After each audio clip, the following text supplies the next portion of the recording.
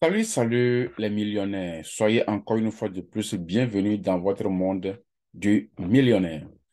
Ici, c'est la chaîne qui parle des crypto-monnaies, du business en ligne, du développement personnel et comment créer la richesse. Il est temps que nous nous levons et que nous sachions que la richesse, nous pourrons l'acquérir par le dur labeur, mais aussi en ayant disposé notre âme et notre esprit pour recevoir ce que la nature nous avait réservé.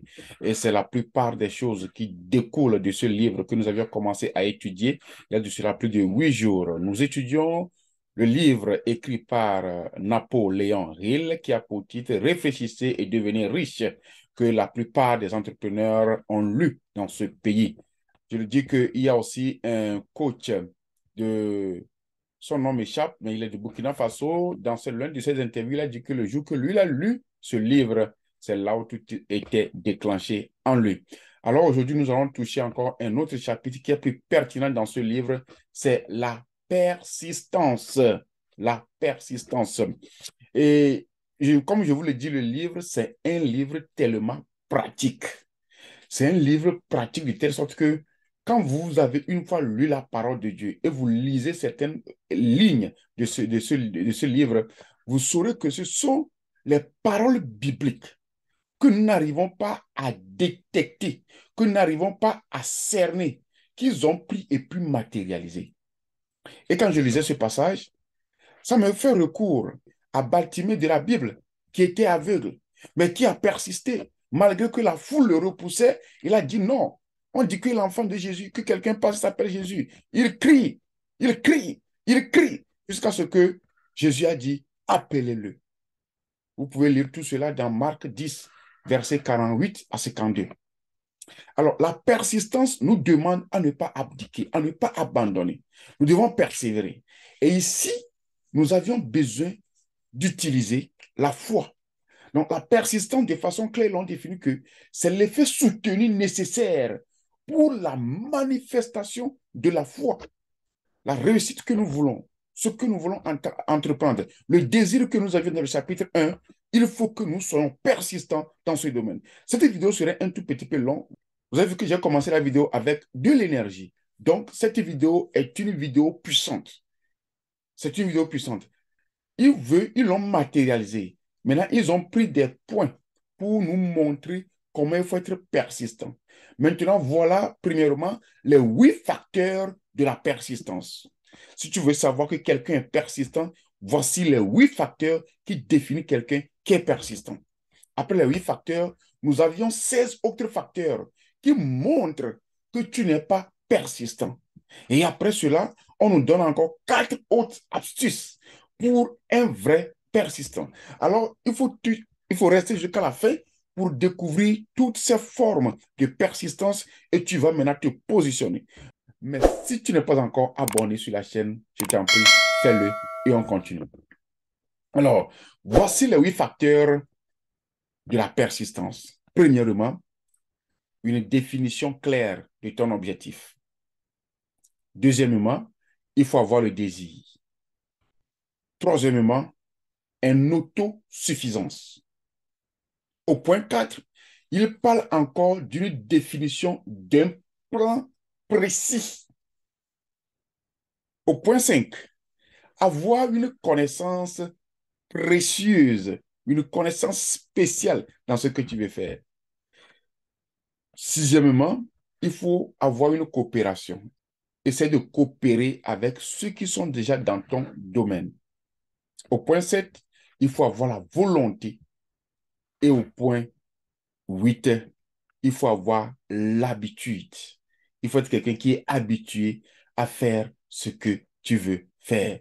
Voilà les 8 points de quelqu'un qui peut persister. Maintenant, on nous donne les 16 facteurs pour quelqu'un qui ne peut pas s'appeler qu'il est persistant. Pour quelqu'un qui est démissionnaire du mot persistant. On nous dit quoi? Que c'est quelqu'un qui, la procrastination, s'il y a la procrastination dans ta vie, ça veut dire que tu ne peux pas être persistant. Au point 2, la personne qui manque de désir. La personne qui manque de désir pour avoir une nouvelle connaissance. Toi, tu n'as pas le zèle d'acquérir de nouvelles connaissances. On dit que ce sont les facteurs de manque de persistance. Alors, ce sont des habitudes que lorsque tu vas voir ça dans ta vie, il faut savoir que tu dois travailler sur ça si tu veux aller loin. OK? Manque de désir pour avoir une nouvelle connaissance. Au point 3, manque d'établir clairement ce que l'on veut. Au point 4, indécision. Jacques 1, 6 à 8. Au point 5, habitude de se fier aux autres. Au point 6, autosuffisance. Tu penses trop que tu es suffisant. Toi seul, tu te penses être suffisant. C'est bon, mais ce n'est pas bon. Au point 7, lorsque tu es indifférent, il faut savoir que tu n'es pas persistant. Au point 8, habitude d'accuser les autres. Les autres. Mais on souvent dit que lorsque tu montres une joie comme ça, là, les 4 autres, donc, il faut ne pas avoir l'habitude d'accuser les autres. Le point 9, c'est le manque de plan bien défini. Le point 10, manque de volonté. Le point 11, manque de désir. Le point 12, être négligent. Le point 11, souhaiter au lieu de vouloir. Frère, agis. Au point 14, habitude d'être à l'aise dans la pauvreté au lieu de chercher la richesse. Au point 15, chercher des voies et moyens faciles pour devenir riche. Et au point 16, la peur d'être critiqué. Tout ce que je viens de citer, les 16 facteurs que je viens de citer, ce sont des facteurs qui prouveront que quelqu'un n'est pas persistant lorsque tu vois ces choses dans ta vie. Maintenant, il y a 4 points qui vont te permettre de te développer. Comment développer la persistance? Voici 4 points. Premièrement, toujours un plan bien défini accompagné d'un désir brûlant, un désir sans arrêt. Personne ne peut pas te stopper. Il n'y a pas une autre idée qui va venir te contredire. Donc, un plan bien défini accompagné d'un désir brûlant. Au point 2, un plan défini, exposé dans le contenu du plan pour prendre des actions. Un plan défini dans lequel tu as exposé la façon dont tu vas agir et tu prends.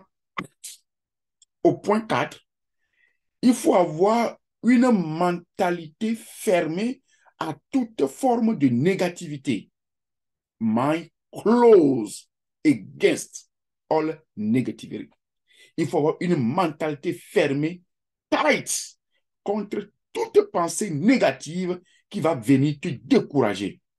Et au point 4, une amitié avec un ami ou des amis ou des gens qui sont dans ton plan.